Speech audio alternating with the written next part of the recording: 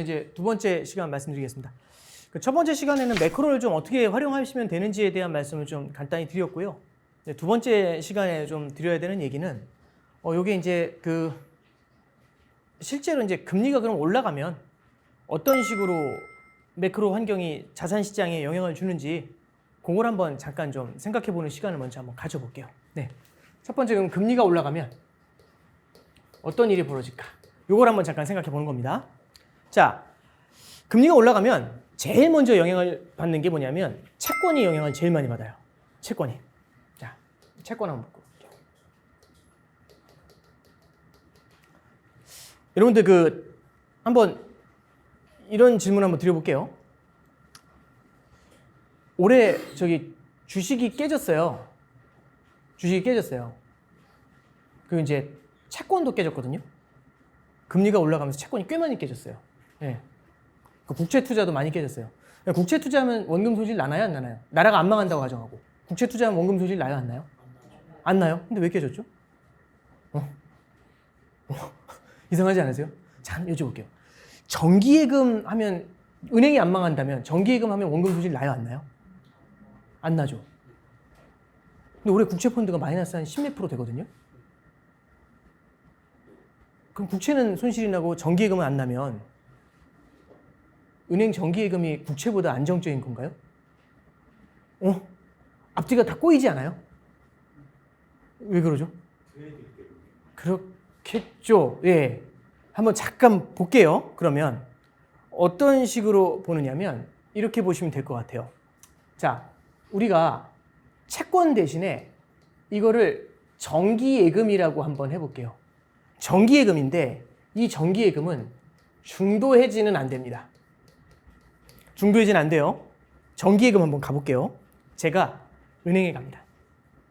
은행에 가서 뭘 하냐면 현찰이 좀 남는 게 있어서 1,000만 원 현찰이 있습니다. 1,000만 원 갖고 은행에서 뭘 했냐면 정기예금을 하는데 이거 은행에 어쩌다 한 번씩 오거든요. 올 시간이 없어요. 회사 일 하다 보면. 그죠? 그래서 어떻게 하냐면 그냥 10년짜리로 묶어달라고 해버렸어요. 이거 입출금 통장에 넣어놔봤자 이자가 안 붙어요. 그래서 정기예금 얼마냐고 하니까 10년 묶는데 연 2% 준답니다. 그럼 10년 놔두면 매년 2%씩 쌓인다는 얘기잖아요. 그냥 복리로 쌓인다 이런 거 다 떠나서 그냥 직관적으로만 생각해보죠. 그죠? 그러면은 연 2%면은 어떻게 되죠? 그 1,000만 원에 2%면 한 20만 원씩 쌓이나요? 네. 매년 20만 원씩 쌓이니까 10년 지나면 240만 원 이자 붙어 있나요? 이런 건 물론 복리니까 더 많겠지만. 그죠? 그래서 오케이 이렇게 하시죠. 그래서 10년으로 묶었어요. 10년으로 묶었어. 근데 다음날 아침에 일어났더니 뉴스가 뭐 난리 났어요. 연준이 기준금리를 큰 폭으로 올려가지고 시장금리가 폭등했대요. 그래서 갑자기 오늘 전화해보니까 어제 저거 가입했거든요. 오늘 전화해보니까 10년짜리 정기예금 오늘 가입하시면 연 5% 준답니다. 기분 어떠세요? 기분? 연 5% 준답니다. 기분 어때요? 그래서 제가 얘기하는 거죠. 아니 내 거 다시 바꿔달라고. 바꿔줄까요? 안 바꿔줄까요? 안 바꿔줘요. 어제 말씀드렸지 않냐고. 중도해지 안 된다고. 크게 말씀하셨어야죠. 이렇게 이제 얘기해야죠. 그러지 않아요? 이런 분위기인 거예요. 자, 그러면 여쭤볼게요. 저 원금 손실 났나요? 원금 손실 났나요? 안 났죠? 근데 기분이 왜 나쁘죠? 기분이 왜 나쁠까요? 오늘 가입하면 5%인데 이거밖에 안 돼서 기회 손실이 났나요? 더 좋은 기회를 잃어버린 건가요? 그렇죠. 제가 화병이 난 거예요. 그래서 화병이 나면 어쩔 줄 몰라 하는 거예요. 그래서 도저히 너무 짜증이 나가지고 이거 못 갖고 있겠다는 거죠. 이거 못 갖고 있어요, 나. 그래서 어떻게 하냐면 이거 나 딴 사람한테 팔아달라고 그랬어요. 매도해달라고. 근데 은행 직원이 어떤 생각을 할까요? 그걸 누가 사줘요? 왜? 여러분들이 만약 사주신다면 그냥 오늘 하시면 5%의 정기예금 하실 수 있다니까요? 모터로 2%짜리를 저한테 사시겠어요? 아무도 안 사줘. 근데 갑자기 여기에 홍길동이라는 친구가 있는 겁니다. 홍길동이 손을 딱 들어요. 저기요, 제가 사겠습니다. 느낌이 어떠세요? 모두 다 이분을 보겠죠. 호구. 우와, 말로만 듣던 그 사람이 여기 있는 거죠. 되게 똑똑해 보이긴 하는데 와, 생긴 거하고 또 다르네. 저는 어떨까요? 기분이 너무 좋죠. 아유, 감사합니다 하면서 넘기려고 하는데 이 사람이 갑자기 잠깐 이러는 거죠. 뭐라는 줄 아세요? 저는 상당히 큰 기회 손실을 겪지 않냐. 그래서 그 기회 손실만큼 원금에서 까야 된다. 이 얘기를 하는 거예요. 어떻게 까죠? 자, 보세요. 얼마 까야 돼요? 3% 차이 나죠? 3%가 아니죠. 연 3%죠. 몇 년간의 저주가 시작돼요? 10년의 저주가 시작되는 거죠. 그럼 어떻게 해야 돼요? 30% 까야죠. 원금 30% 까고 넘기세요. 딱 이런 거죠. 그럼 이 사람은 맞죠? 그렇지 않아요? 네. 그래서 이 사람은 저한테 얘기합니다. 오늘 내가 사주고 싶은데 오늘 나한테 넘기려면 7천에 넘겨라. 이 얘기입니다. 7천이 아니라 700에 넘겨라. 정기예금을. 원금 손실 나요? 안 나요? 아까 정기예금 원금 손실 안 난다고 하셨잖아요. 이상하지 않아요? 지금 팔아서 그래요. 만기까지 가져가면 원금 손실 안 나죠. 근데 지금 넘기면 나죠. 왜? 짜증나니까 넘기잖아요. 그러니까 오늘 팔아야 되니까 나는 거예요. 오늘 팔아야 되니까. 이게 포인트예요. 국채 원금 손실 날까요? 안 날까요? 만기까지 가면 안 나요. 국가가 망하면 물론 모르죠. 만기까지 가면 안 나요. 러시아 국채는 나지 않아요. 이런 케이스 지금 얘기하는 게 아니니까. 그냥 이런 케이스예요. 그래서 이게 제가 싫어서 지금 넘기려고 하잖아요. 팔려고 하잖아요. 그럼 팔려고 하는데 제가 가입했을 때보다 금리가 뛰어올라 있으면 그럼 저는 낮은 금리에 있는 정기예금을 이 국채를 팔아야 되잖아요. 그러니까 원금 손실이 발생하는 거죠. 그렇지 않아요? 그래서 여러분들 그 펀드 같은 거나 ETF를 보시면 그 나오는 가격이 시가예요. 마이너스 3% 이렇게 나와요. 시가는 뭐냐면 무슨 가정이 있냐면 오늘 팔면 마이너스 3%이 얘기예요. 오늘 팔면. 그럼 이렇게 물어보는 거죠. 저 안 팔 건데요? 아니 상관없어요. 그냥 마이너스 3이에요. 오늘 만약 파시면 마이너스 3이라고. 그게 주가에 나오는 거죠. 오늘 지금 파시면 마이너스 11% 이렇게 나오는 거예요. 그래서 국채도 지금 넘기시면 마이너스 11%이 얘기를 하고 있는 겁니다. 여기까지 이해가 되세요? 네, 그래서요. 금리가 뛰면 채권 가격이 떨어져요. 네. 국채도 원금 손실 나고 정기예금도 만약 넘길 수 있다면 원금 손실 나요. 안 받아줄 테니까. 동의하십니까? 네, 이 케이스예요. 자, 그러면 금리가 올라가면 뭐 하시면 안 돼요? 채권 하시면 안 되죠. 근데 알고 봤더니 저랑 같이 갔던 갑돌이라는 친구가 있었습니다. 한 명이 더 있었던 거죠. 제가 한 명 끌어들인 거예요. 그 친구는 다행히 1년 정기예금을 가입했습니다. 연 2%에. 기분이 어떨까요? 5%로 금리가 뛰면. 짜증나죠. 근데 손실이 얼마죠? 3%죠. 10년의 저주는 없죠. 1년이 지나면 어떻게 돼요? 저주가 풀리죠. 그러면서 이때부터는 5%의 높은 금리로 다시 정기예금을 가입할 수가 있죠. 맞아요? 그러면 갑돌이는 저보다 좀 낫지 않을까요? 기분이? 그죠? 자, 금리가 뜁니다. 누가 죽어요? 장기채예요? 단기채예요? 장기채가 죽어요. 장기채가 죽어요. 자, 이제 한번 무서운 얘기를 해드릴까요? 올해 금리가 연초 대비 2% 뛰었어요. 연초 대비 2% 뛰었다고 가정해요. 거의 1.5에서 2 뛰었거든요. 20년짜리 국채를 샀으면 20년짜리 샀으면 기분이 어떨까요? 느낌이 오세요? 20년의 저주가 시작되는 거죠. 여기에 그러면 이렇게 계산하면 안 돼요. 이렇게 계산하면 안 돼요. 이 채권의 듀레이션이라는 건데 이렇게 계산하시면 안 되는데 그냥 지금 여기가 우리 여러분들 이제 그 채권 공부하시는 애널리스트가 아니시잖아요. 그래서 그렇게 복잡하게 들어갈 거 없이 직관적으로만 가자고요. 직관적으로. 이렇게 계산하시면 안 되는데 자, 지금 이 친구는 연 3%에 10년의 저주였죠. 만약 20년짜리면 20년의 저주가 시작되는 거예요. 어마어마하게 깨지겠죠. 이거 이해되세요? 네. 20년짜리가 저주받을까요? 10년짜리가 저주받을까요? 20년의 저주가 더 크죠. 단기로 갈수록 덜 짜증이 날 뿐이죠.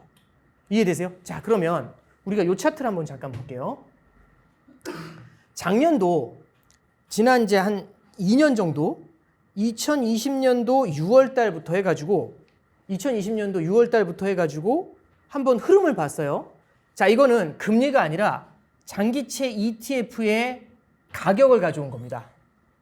작년 2년 전을 100으로 놓고서 한번 설정을 해봤어요. 뭐냐면 파란색 선이 미국 장기채예요. 미국 장기채인데 얘가 20년짜리입니다. 빨간색 선이 미국 중기채입니다. 얘가 7에서 10년짜리 ETF입니다. 검은 선이 뭘까요? 얘가 단기채예요. 얘는 1에서 3년짜리입니다. 미국의 국채예요. 얘네들을 담아놓은 ETF예요. 그 ETF의 기준가가 어떻게 하는지 보세요. 2년 전에 여러분들이 여기에 투자를 했다면 100으로 투자했었을 땐 어떤 일이 벌어졌을까를 보여주는 겁니다. 자, 2년 전보다 금리가 뛰었죠. 자, 단기채는 어때요? 저주 받았죠. 조금 내려왔죠. 그죠? 얼마 정도 된 것 같아요? 한 5% 깨진 것 같나요? 95 정도 와 있죠. 맞죠?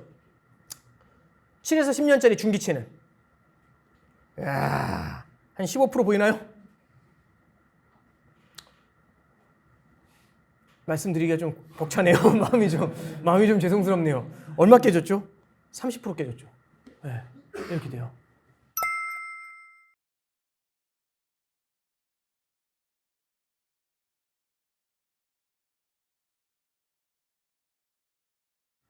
이렇게 돼요.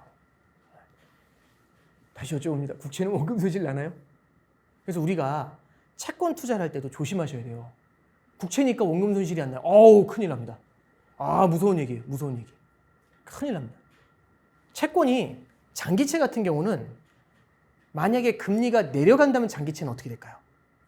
혹시 이런 얘기 들어보신 적 있어요? IMF 때 우리나라 그 콜금리가 30%까지 올라갔어요. 그때 당시 우리 보험사에서 주는 보험이 금리가 연 10%가 넘었답니다. 그거 한 20년짜리 했으면 아직까지 갖고 계시는 거잖아요. 금리 10%짜리를. 와, 금리가 내려갈 때 장기채 잡은 거죠. 부럽지 않으세요? 제가 만약 저 그거 있는데요. 그러면 오 이러죠. 이렇게 오 대박 이러지 않아요? 근데 여러분들의 눈에 어때요? 저한테 넘기세요. 그냥 넘길까요? 이럴 때 어떻게 넘겨야 돼요? 피 받고 넘겨야죠. 프리미엄 받고 넘겨야죠. 금리가 내려갈 때는 채권값이 뛰죠. 채권값이 뛰죠. 동의하세요?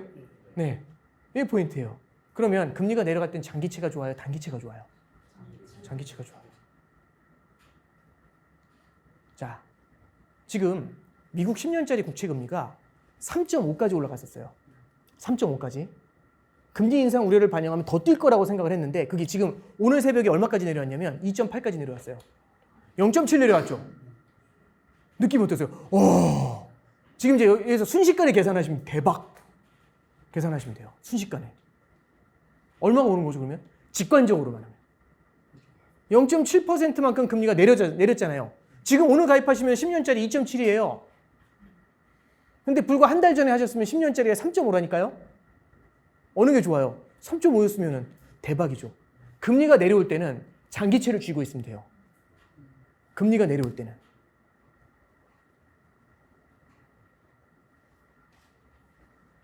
여쭤볼게요. 금리가 내릴까요? 오를까요? 금리가 오를까요? 내릴까요? 자, 그러면 이렇게 한번 해볼게요. 올랐다 떨어질 겁니다. 이러면 어때요? 느낌에. 야, 저런 사람은 전문가라고. 보셨잖아요. 첫 시간에. 보셨잖아요. 만약 올랐다 떨어지면 어떨까요? 올랐다 떨어지면. 오케이. 그러면 금리 꼭지에 장기채 밀어넣으면 되겠네. 30년짜리 고! 그럼 내려갈 때, 와, 환상적이지 않을까요? 환상이죠, 환상. 그죠? 여쭤보겠습니다. 그게 몇 년도 몇 월 며칠일까요? 그걸 맞추시면 내비게이션이 3시간 57분이 맞는다고 믿으시는 겁니다. 못 맞춰요. 못 맞춰요. 그럼 어떻게 하면 될까요? 어쩌면 금리 인상의 마지막 사이클에 거의 왔다고 생각될 때는 어떤 플레이를 하면 될까요? 장기채를 확 밀어넣는다? 그게 아니죠. 조금씩 던져야죠. 조금씩. 다 이렇게 던져야죠. 물론 금리가 뛰면 그 장기채가 깨질 수 있죠. 손실이 클 수 있죠. 근데 금액이 작잖아요. 그런 짓을 왜 하나요? 이게 내 돈이 들어가 있는 거하고 안 들어가 있는 거하고 있잖아요. 옛날에 그 혹시 유치원님 스타크래프트 같은 거 해보셨어요? 그거 보시면 이렇게 척후병 보내잖아요. SCV 이런 애들 보내잖아요. 똑같은 느낌이에요. 걔 죽을 수 있죠. 근데 뭐가 있는지를 알 거 아니에요. 그래서 이럴 때는요. 적립식으로 조금씩 들어가는 거예요. 채권의 고점이 어딘지 모르면. 조금씩 들어갑니다. 그럼 그냥 자 보세요. 이거 거의 다 금리가 거의 다 온 것 같은데 더 이상 못 올릴 것 같은데 딱 이런 느낌이 만약 들게 되면 그럼 금리가 예를 들어서 우리가 이렇게 예상하는 거죠. 거의 다 온 것 같은데 그럼 우리는 여기에 들어가고 싶은 거잖아요. 아, 저도 그러고 싶어요. 근데 참고로 말씀에 17년 동안 맞추면 저것만 맞추더라고요. 네, 불가능합니다. 불가능합니다. 이렇게 들어가면 관심이 생기겠죠. 이렇게 들어가면 관심이 생기겠죠. 이런 걸 뭐라고 하죠? 시점을 분할해서 투자하는 거죠. 분산 투자에는 시점을 나누는 방법도 있어요. 주식 채권을 나누는 게 분산 투자라고 생각하시잖아요. 시점을 나누는 것도 분산 투자가 될 수 있어요.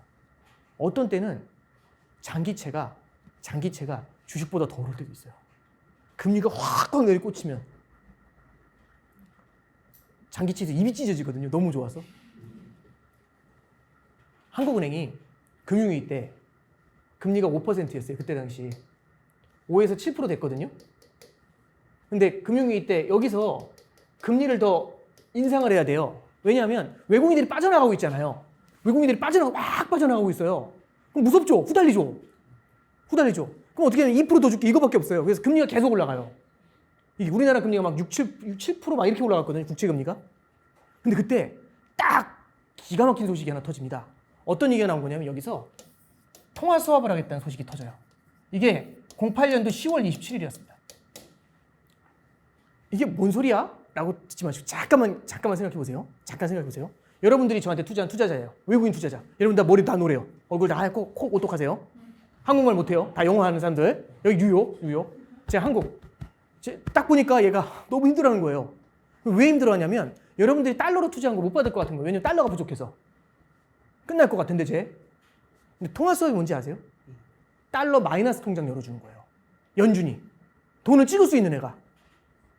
마이너스 통장은 뭐죠? 제가 필요한 만큼 뺏을 수 있는 거잖아요. 근데 얘기하는 거예요. 300억 달러의 통화 수합을 열어준대요. 마이너스 통장을 열어주고, 그러니까 그냥 우리 이렇게 할게요. 30억짜리 그냥 마통 열어준 거예요. 그럼 망할 것 같아요? 안 망할 것 같아요? 한숨 돌렸죠? 근데 갑자기 연준이 그래요. 부족하면 더 해줄게. 그럼 느낌이 어떠세요? 망할 것 같아요? 안 망할 것 같아요? 안 망할 것 같죠? 그랬더니 여러분들이 콜! 남아있을게. 이렇게 된 거예요. 자본 유출 우려가 없죠? 그럼 어떻게 하면 되는 줄 아세요? 한은에서 기준금리를 낮추면 돼요. 경기 부양을 위해서. 안 망할 거니까. 망할 것 같은 때는 금리 낮추면 큰일 나요. 망할 것 같아서 막 빠져나가는데 금리까지 낮춰주면 어때요? 이거 나가야겠네 이 생각이잖아요. 근데 딱 통화 수합으로 묶어준 거예요. 바리케이트 쳐준 거예요. 얘 마통 열어줄게. 내가 보증해. 이 얘기 하는 순간 분위기가 바뀌어요. 어떻게 되죠? 한국은행이 그래서 딱 저거 통화 수합 터진 다음에 기준금리를 5에서부터 2%까지 한 방에 낮춰요. 쫙 낮춰요. 와, 국채금리가 어떻게 됐을까요? 확 주저앉았겠죠. 10년짜리 국채금리 시원하게 내려갔겠죠. 누가 좋았을까요? 절대 국채 투자한 사람들. 7%에 투자한 사람들 입이 찢어지죠. 예를 들어 금리가 3% 내려갔는데 10년짜리였으면 30% 모은 거죠. 한 방에. 그러지 않아요? 채권 얘기도 재밌죠. 의외로. 안 하실 거예요? 그런 거 관심 없어요? 주식인가요? 성장주 애플만 화끈한 거 하셔야 되네요. 화끈한 거. 그러니까 저 같은 사람들이 저런 거 되게 재밌어 하고 뭐 그러는데 어디 술자리 같은 데 가서 이런 얘기하면 별로 분위기 안 좋아요. 야, 봐라 테슬라. 지금 채권 ETF가 지금 이렇게 됐거든. 아무도 관심 없어요. 그런 거 누가 요즘 이런 분위기. 네, 가슴 아플 때가 있어요. 그래서 여러분들이라도 이렇게 채권을 좀 같이 들어주시면 정말 고마울 것 같아요. 네, 열심히 들어주셔서 감사합니다. 의외로 재밌어요. 그래서 금리가 확 주저앉으면 분위기가 달라집니다. 자, 만약에 아까 전에 우리 그런 얘기 하지 않았어요? 경기 침체가 오면 어떤 얘기했죠? 경기 침체가 오면 주가가 하락하죠. 금리가 경기 침체 오면 금리가 내려가나요? 올라가나요? 올라갔다 내려가나요? 금리는 돈의 값이죠. 경기 침체가 일어나면 기업의 투자 수요가 없죠. 자금의 수요가 없어요. 중앙은행은 돈을 공급하는데 자금의 수요자가 없죠. 공급은 많은데 수요가 없죠. 금리가 어떻게 되죠? 내려가요. 경기 침체가 올 때는 장기 국채를 가시는 게 맞죠. 동의하세요? 네. 혹시 올까요? 경기 침체 올 것 같으세요? 예측하려는 게 아니라 만약 온다면 장기 국채 갖고 있어야죠. 그렇죠? 온다면 장기 국채 갖고 있어야죠. 근데 금리 오른다면서요. 장기 국채 갖고 있으면 안 되잖아요. 장기 국채 갖고 있으면 금리 오른다잖아요. 연준이 금리 올린다잖아요. 그래서 우리는 항상 뭘 보셔야 되냐면 미래의 시나리오들을 좀 그려놓으셔야 돼요. 만약 그렇다면이라는 생각을 하셔야 돼요. 그래야 대비가 돼요. 그 순간이 찾아오면 만약 생각 안 해놓잖아요. 그 순간이 찾아오면 패닉이에요. 그 순간이 찾아오면. 자, 들어보세요. 귀신의 집. 귀신의 집. 어렸을 때 무서웠지만 지금 들어가시면 어때요? 아, 참 먹고 살기 힘들다 타. 이런 느낌이죠. 아, 참 이렇죠. 근데 만약에 이게 귀신의 집인지 모르고 그냥 들어갔는데 그런 게 있으면 어때요? 허! 무섭죠. 느낌이 다르죠. 그러잖아요. 뭐야 이게? 이런 느낌 아닐까요? 무슨 얘기냐면 여기에 무슨 리스크가 있을 것 같아요. 이런 상황이 펼쳐질 수도 있어요. 라는 걸 미리 생각을 해두시는 거하고 그냥 멍하니 있다 갑자기 들어가는 거하고 다를 수 있어요. 자, 만약에 굉장히 빠른 경기 침체가 찾아오면 어떤 일이 벌어질까요? 금리가 빠르게 주저앉아요. 내가 인지하는 속도보다. 그걸 따라가실 수 있다고 생각하십니까? 나 HTS 빠르거든? 이거 빠르거든? 안 된다니까요. 여러분이 아침에 자고 일어나는 순간 게임이 끝나 있어요. 그래서 저는 좀 말씀드리고 싶은 게 우리가 만약에 그런 시나리오도 있다라고 가정을 한다면 요즘 경기 침체 얘기 나오잖아요. 그런 시나리오의 가능성이 10%라고 가정한다면 10%만큼 이런 자산들을 조금 담아가는 것도 도움이 돼요. 아니 금리가 오른다는데 왜 장기채를 담으라고 하세요? 아니 100% 담으시라는 게 아니라 조금 담아놓으시라고. 왜? 빈집털이 당하잖아요. 빈집털이 당하잖아요. 작년에 우리가 인플레이션이 이만큼 올 거라고 생각을 못했죠. 그죠? 그럼 디플레이션 자산을 많이 갖고 있다니까요. 디플레이션 자산이 대표적인 성장주예요. 담아놓잖아요. 원자재 안 담았죠. 왜? 원자재가 디플레이션이 10년간 이어지면서 10년 동안 원자재가 저주를 받았어요. 그래서 에너지 관련은 근처에 나갔거든요. 파산할 것 같다고. 우리 포트에 에너지가 비어져 있죠. 와, 올해 상반기에 에너지만 올랐죠. 다 죽었죠. 올킬이죠, 다. 에너지만 뛰었어요. 빈집털이죠. 그죠? 그러니까 우리가 꼭 말씀드리고 싶은 거는 우리가 이제 투자 전략 같은 걸 세울 때 우리가 이제 하나하나 따라갈 수 있는 게 아니라고 한다면 일부 정도는 거기에다 병력을 배치해 놓는 것도 맞아요. 이쪽으로 적이 올 수도 있잖아요. 조금씩. 아니 그거 뭐 얼마 들어가서 수익 얼마 날지도 않을 텐데 두 가지가 있어요. 첫 번째는 다 마이너스 할 때 혼자 플러스잖아요. 그럼 걔가 위안이 돼요. 아, 이게 이 여자분들한테 죄송한 말씀인데 남자분들은 혹시 그 군대에 있을 때 온몸 비틀기 해보셨어요? 유격하러 가면 온몸 비틀기 하는데 이거 막 되게 힘들거든요. 근데 진짜 제가 한번 어떤 일이 있었냐, 온몸 비틀기 하는데 옆에 풀떼기가 있더라고요. 풀떼기를 쥐었거든요, 손에. 근데 그렇게 뭐 마음이 이게 되게 마음이 심신이 편해져요. 아, 이건 안 해보신 분들은 몰라요. 다 마이너스일 때, 다 퍼렇게 질렸을 때 한두 개가 뻘겋게 빛나 있잖아요. 그러면 멘탈이 조금 잡혀요. 이게 해보지 않은 사람은 몰라요. 이게 그래서 사람의 심리라는 건 이게 이성적이지가 않잖아요. 아니 8개가 깨지는데 2개 오른다고 무슨 의미가 있어? 근데 그게 도움이 될 때가 있어요. 좀 더 냉정해질 때가 있어요. 꿈이 없다 이거하고 그래도 얘네들이 받쳐주네 하고는 달라요. 그래서 저는 이제 꼭 말씀드리고 싶은 게 이렇게 여러 가지 시나리오들을 좀 생각을 하면서 요소에 배치해 두시는 것도 좋아요. 그래서 첫 번째는 도움을 줄 수 있다는 게 1번. 두 번째는 그쪽으로 시장이 흘러갈 때가 있어요. 그걸 우리가 흘러갔을 때 따라가면 안 돼요. 길목을 지키는 의미가 있거든요. 파수꾼이. 이쪽으로 옵니다. 알려줄 거 아니에요. 몇 명 박아놓으면. 그러지 않아요? 이 물고기 잡으러 이렇게 그물 같은 거 들고 가서 이렇게 물고기 잡으러 쫓아가잖아요. 절대 못 잡아요. 훨씬 빠르거든요, 저보다. 어떻게 하죠? 길목 잡아요. 길목 기다려야죠. 길목 잡아놓고 기다려야죠. 그럼 잡죠. 물론 잠단 보장은 없지만 길목 잡는 게 그래도 가능성이 높지 않아요? 그래서 저는 이렇게 지금 이제 말씀을 들으시면서도 금리가 올라간다라는 생각을 하면은 딱 공식이 나오면 채권하지 말란 얘기네? 이렇게 딱 나와요. 근데 꼭 그렇게 보실 게 아니라 지금이 아니라 미래를 보시면서 하시는 거죠. 그죠? 미래 어떻게 바뀔지 모르잖아요. 지금처럼 올라가지 않을 수도 있잖아요. 그럼 얘기가 바뀔 수 있다는 얘기예요. 맞나요? 예. 그래서 요즘 나오는 뉴스들을 쭉 보세요. 뭐 예를 들어서 올해 가을이나 겨울 되면은 경기 침체가 찾아온다 그러면 주식 어떡하지? 더 떨어지나? 이 생각도 하실 수 있어요. 근데 그거 말고 할 수 있는 게 뭐죠? 그럼 장기채를 좀 담아야 되나? 이렇게 뒤집어서 생각할 수 있어요. 그렇지 않아요? 인플레이션이 거대하게 올라오면 주식 더 떨어지나? 그게 아니라 원자재를 조금 담아놓을까? 이렇게 할 수도 있잖아요. 상황에서 다른 게 있어요. 그래서 매크로 환경을 보는 겁니다. 그 환경에서 유리한 애가 누군지를 찾는 거죠. 예. 그리고 그 환경은 계속 바뀌죠. 계속 어웨이 경기만 있는 게 아니죠. 우리 홈 경기도 가끔 있지 않을까요? 예, 그런 생각들을 좀 해보는 게 제일 좋은 것 같아요. 자, 그래서 첫 번째는 장기체에 대해서 말씀드렸습니다. 그래서 장기체하고 단기체에 대한 말씀 좀 드렸어요. 지금 상황에서는 근데 다만